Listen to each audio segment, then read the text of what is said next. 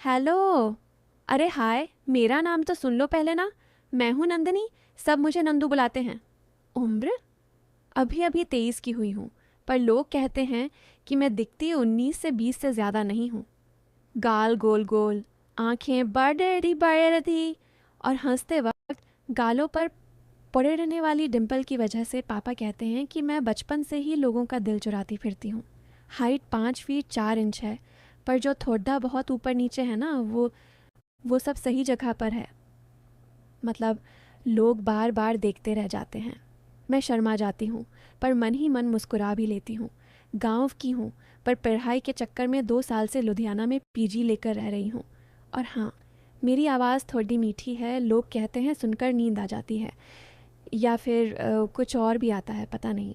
अब कहानी शुरू करते हैं, असली वाली। तैयार हो ना तुम सब? ये बात पिछले हफ्ते की है। मैं अपने पीजी में अकेली थी क्योंकि मेरी दोनों रूममेट्स अपने घर गई हुई थीं। शाम के 7 बज रहे थे। बाहर ठंड बिराती शिया रही थी और मैंने अभी अभी नहाकर बाल खोल रखे थे।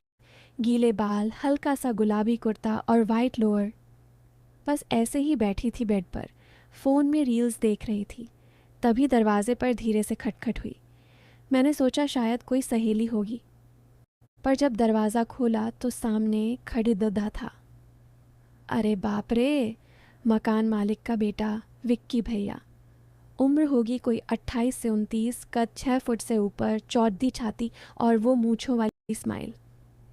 गांव वाले लड़के जैसा मोटा तगड़ता, पर शहर में रहते रहते थोड़ा स्टाइलिश भी हो गया था। वो हाथ में एक बड़ा सा डिब्बा पकड़ते खड़ा था। नंदू, मम्मी ने घर से मठरी गुड्डा भेजा है, बोली बांट दे सबको। उसने डिब्बा आगे बढ़ाया। मैंने लिया तो उसका हाथ हल्का सा मेरे हाथ से टच हो गया। मैंने जल्दी से डिब्बा छीन लिया और मुस्कुराकर बोली, थैंक यू भैया। अंदर आ जाओ ना, चाय पी लो। अब मैंने सोचा था कि वो मना कर देगा, पर उसने ऐसे देखा जैसे मैंने कोई पढ़ी वाली ऑफ़र दे दी हो। चाय अकेले पीने का मन नहीं था क्या? उसने हंसते हुए पूछा और बिना इंतज़ार किए अंदर घुस आया। मैं तो एकदम से शर्मा गई। मैंने जल्दी से दुपट्टा ठीक किया, पर वो गीले बालों से पानी टपक रहा था। एक बूंद कुर्ते पर गिरी और वो हल्का सा चिपक गया। मैंने देख लिया कि विक्की भैया की नज़र वहीं अटक गई। बैठो ना भैया, मैं चाय बनाती हूँ। मैं किचन की तरफ भागी। पीछे से उसकी आवाज़ आई, अरे नंदू, इतनी जल्दी क्या है, मैं भी मदद कर दूँ? मैंने मना किया, पर वो फिर भी किचन में घुस आया। छोटा सा किचन था, 2 लोग मुश्किल से खड़े हो सकते थे। मैं गैस जलाने के लिए झुकी तो मेरा दुपट्टा साइड में सरक गया। विक्की भैया बिल्कुल पीठ से सटा खड़ा रहा था। उसकी सांस मेरी गर्दन पर लग रही थी। मैंने एकदम से पीछे मुड़ कर देखा तो उसका चेहरा सिर्फ 2 इंच दूर था। भैया, चाय पत्ती ऊपर वाली शेल्फ पर है, आप निकाल दो ना, मैंने घबरा कर कहा। वो मुस्कुराया और हाथ ऊपर उठाया। उसका पूरा बदन मेरे ऊपर से गुजरा। छाती मेरी पीठ से रगड़ गई। मेरे तो रोंगटे खड़दद्दे हो गए।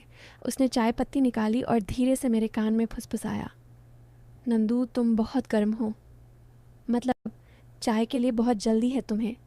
मैं कुछ बोल नहीं पाई, हाथ कांप रहे थे। उसने फिर से हंसते हुए कहा, अरे मैं तो मजाक कर रहा हूँ, तुम तो शर्मा गई। मैंने चाय बनाई। दोनों कप लेकर कमरे में आए। वो सोफे पर बैठ गया और मैं बेड पर। बीच में सिर्फ एक छोटा सा टेबल था। उसने मठरी का डिब्बा खोला और एक मठरी मेरे मुंह के पास लाकर बोला, ले मुंह ही खोल। मैंने हंसते हुए मना किया, पर उसने ज़िद की। मैंने मुंह खोला और उसने मठरी मेरे होंठों से छुआ दी। मेरे होंठों पर उसकी उंगलियां हल्की सी लगीं। मैंने जल्दी से मठरी खा ली और पानी पीने लगी। वो बस देखता रहा। फिर बातें शुरू हुईं। नंदू, तुम्हारी शादी कब कर रहे हैं घर वाले? अरे अभी तो पढ़ाई चल रही है भैया। पढ़ाई के साथ साथ कुछ और भी चल रहा है क्या? उसने आंख मारी। मैंने शर्माकर सिर झुका लिया। वो और पास खिसक आया। अब सोफ़ा और बेड के बीच सिर्फ 1 फुट का फासला था। उसकी घुटने मेरी घुटनों से टच हो रही थी। में गांव की लड़कियां ऐसी नहीं होती। भैया आप भी तो, मैंने हिम्मत करके कहा। मैं क्या? वो हंसा और अपना हाथ मेरे घुटने पर रख दिया। मेरा दिल ज़ोर से धक धक धकने लगा। मैं हिली नहीं। उसका हाथ धीरे धीरे ऊपर सरकने लगा। मैंने आंखें बंद कर लीं। मुझे लगा अब कुछ होने वाला है, पर तभी मेरा फ़ोन बजा। मम्मी का कॉल था। मैं एकदम से उछली और फ़ोन उठा लिया। विक्की भैया ने हाथ पीछे खींच लिया और मुस्कुराकर उठ खड़िद्दा हुआ। चलो मैं जाता हूँ, मम्मी पूछ रही होंगी, रात को फिर आऊँगा, मतलब अगर कुछ चाहिए तो बुला लेना। वो चला गया। मैं दरवाज़ा बंद करके बेड पर लेट गई। दिल अभी भी ज़ोर ज़ोर से धधक रहा था। रात को 11 बजे तक मैं सो नहीं पाई। बार बार उसका हाथ याद आ रहा था। फिर मैंने फ़ोन उठाया और अपनी सबसे अच्छी सहेली तन्नू को कॉल कर दिया। पूरी बात बताई।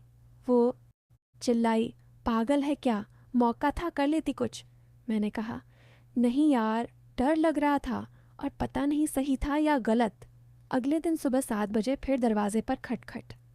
मैंने सोचा था शायद दूध वाला है, पर दरवाज़ा खोला तो फिर विक्की भैया, हाथ में ब्रेड ऑमलेट की प्लेट। सुन, मम्मी बोली, तू अकेली है, नाश्ता कर ले। मैंने प्लेट ली और उसे अंदर आने को कहा। आज मैंने स्लीवलेस टॉप एंड शॉर्ट्स पहने थे क्योंकि गर्मी लग रही थी। उसकी आंखें एकदम चमक गईं। नंदू, ये क्या पहना है? घर में हूं ना भैया, आराम से।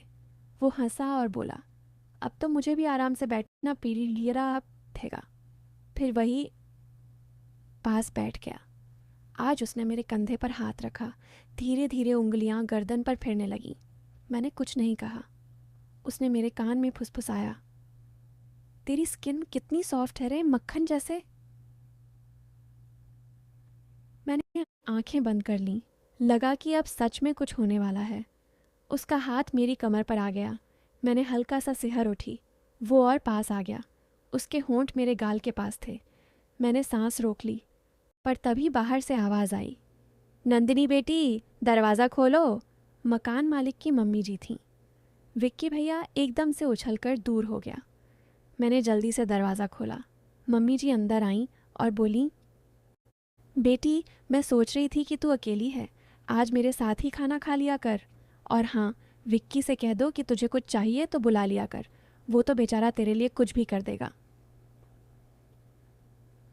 विक्की भैया शर्मा गया और बोला, हाँ मम्मी, मैं तो नंदू का ख़ास ध्यान रखता हूँ।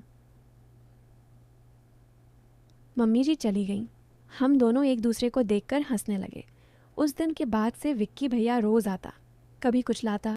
एक रात तो हद हो गई। 12 बजे थे। मैं सोने की कोशिश कर रही थी। अचानक दरवाजे पर धीमी सी खटखट। मैं डर गई। फ़ोन उठाया तो विक्की भैया का मैसेज था, दरवाज़ा खोल, बहुत ज़रूरी है। मैंने डरते डरते दरवाज़ा खोला। वो अंदर आया और बोला, नंदू, मुझे तेरी मदद चाहिए, सच में। उसकी आंखें लाल थीं। मैं डर गई। क्या हुआ भैया? वो बेड पर बैठ गया और सिर पकड़ डेच लिया। मेरी गर्लफ्रेंड ने ब्रेकअप कर लिया। मैं पागल हो रहा हूँ। मुझे कोई समझ नहीं आ रहा। तू मेरी सबसे अच्छी दोस्त है ना अब। बस आज रात मेरे साथ रहना, बस बातें कर। मैं हैरान रह गई। मैंने उसे पानी पिलाया। वो रोने लगा। मैं उसके पास बैठ गई। उसने मेरा हाथ पकड़ डेच लिया और बोला, तू कितनी अच्छी है नंदू। मैंने तुझे इतना तंग किया, पर तूने कभी बुरा नहीं माना। फिर उसने मेरा हाथ अपने गाल पर रखा। मैं चुप रही। वो धीरे धीरे शांत हुआ।